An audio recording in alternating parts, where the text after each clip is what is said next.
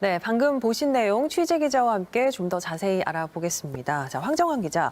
방금 황 기자가 취재한 내용 보니까 부적격 비율이 13%가 넘는다고 하는데 이 정도면 상당히 높은 거 아닌가요? 사실 엄청나게 좀 높다 이렇게 좀 말씀을 드릴 수가 있습니다. 예. 일반 아파트 분양에서도 부적격자 비율이 한 10% 정도는 나오거든요. 예. 그렇기 때문에 이제 예비 당첨자도 좀 많이 뽑아 놓는 거고요. 그런데 이번에는 부적격자 비율이 13%를 넘어섰고 아직 최종 집계는 안 됐지만 14%가 넘을 수도 있다 이런 얘기도 나오고 있습니다. 갑천 1블록 아파트가 1,116가구니까요. 대략 150가구 이상에서 당첨자가 뒤바뀔 수 있다는 얘기입니다. 예. 갑천 1블록 아파트는 3.3제곱미터당 평균 분양가가 1,244만 원으로 주변 시세에 비해서 아주 낮아서요. 높은 청약 경쟁률이 보여주듯 당첨만 되면 소위 로또 아파트다 이런 얘기까지 나왔거든요. 그런데 이런 아파트에서 부적격자가 이렇게 많이 나오다 보니까 더 이슈가 좀 되는 것 같습니다. 예, 부적격 당첨자 수도 많지만 사례도 다양하다고 합니다. 어떤 유형들이 주로 있었나요? 네, 대표적인 게 이제 그 중복 청약이 있습니다. 그 85제곱미터 이하 국민주택은 한 세대 한 명 청약이 원칙입니다. 예. 부부가 세대를 분리해서 따로 살고 있어도요. 부부 중에 한 명만 신청을 할 수가 있습니다. 그런데 한 세대에서 두 명, 많게는 세 명까지 신청한 경우도 있고요. 중복으로 당첨된 경우도 이번에 3건이나 있었다고 합니다. 혹시 요행으로 좀 넘어갈 수 있지 않을까 이렇게 생각을 해도요. 당첨자를 대상으로 철저한 검증을 하기 때문에 100% 걸린다고 합니다. 신혼부부나 다자녀 특별 공급에서는 가점 입력 오류가 많았다고 하는데요. 연평균 소득이나 자녀 나이 또 무주택 기간 등을 혼동한 경우가 많았다고 합니다. 대전이 이제 투기 과열지구로 지정되면서 청약 요건이 강화됐는데 이 부분에서도 또 부적격자가 많이 나왔다고요. 네, 아시다시피 대전이 지난 6월 투기 과열지구로 지정되지 않았습니까? 예. 그에 따라서 이제 청약 요건도 좀 많이 대폭 강화가 됐습니다. 우선 예전에는 1순위 청약 제한이 없었는데요. 투기 과열지구 지정으로 한 번이라도 청약에 당첨되면 5년 내에는 1순위로 청약할 수가 없습니다.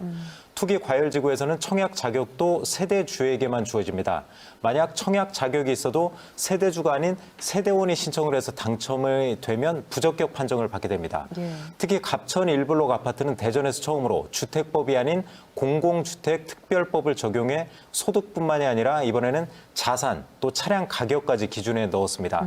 이 부분에서도 부적격자가 많아서 다른 아파트보다 부적격자가 대폭 좀 올랐다. 이렇게 좀 분석이 되고 있습니다. 예, 부적격자가 되면 당첨이 취소되는 것에 더해서 이후에 청약에서도 좀 불합리에서도 제한을 받게 되잖아요. 네, 맞습니다. 이번 분양은 100% 이제 무주택자가 대상이었거든요. 예. 그래서 당첨자들은 요즘같이 아파트 사기 어려운 때 나도 이제 아파트를 갖게 됐구나 이렇게 좀 환호했을 겁니다, 분명히. 그렇죠. 근데 며칠 만에 이제 부적격 통보를 받으면 정말 저 같아도 좀 화병이 났을 것 같아요. 예. 그 부적격자는 당첨이 취소되는 건 기본이고요. 1년간 또 청약 자격도 이제 제한이 됩니다. 그러니까 높은 경쟁률을 뚫고 손에 넣었던 아파트도 놓치게 되고 청약 기회도 1년간 잃게 되는 겁니다. 이렇다 보니 부적격자 가운데 일부는요. 상당히 좀 거칠게 항의를 지금 하고 있고요. 일부는 법적 대응을 좀 시사하는 경우도 있다고 합니다. 청약자 입장에서는 뭐 상당히 안타까운 일인 건 확실한 것 같습니다. 이런 일 막을 수 있는 방법 없을까요? 그 전 재산이 걸린 문제 아닙니까? 또 아파트 청약 평생 몇 번이나 좀 하겠습니까?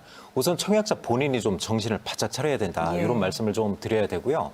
그 공고문을 우선 좀 꼼꼼하게 좀 살펴볼 필요가 있습니다. 청약 규정을 숙지해야죠.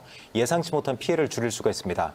좀 애매하다 싶으면 본인이 이제 자의적으로 판단하지 말고요. 시행사에서 전화해서 그 상담을 받는 것도 필요합니다. 요즘 아파트 청약 시스템인 청약홈에서는 청약도 미리 연습할 수가 있거든요. 그러니까 이제 시스템이 낯선 분들은 충분히 좀 여유를 갖고 연습하는 것도 좀 좋은 방법일 것 같습니다. 또 본인의 소득이나 자신을 정확하게 좀 파악하는 것도 이제 자산을 정확하게 파악하는 것도 중요한데요. 소득은 건강보험공단의 보험료 납입 내역을 보면 가장 정확하게 알 수가 있고요. 부동산은 국토부의 부동산 공시가격 알림위에서 파악할 수가 있습니다. 알겠습니다. 네, 황정환 기자 잘 들었습니다.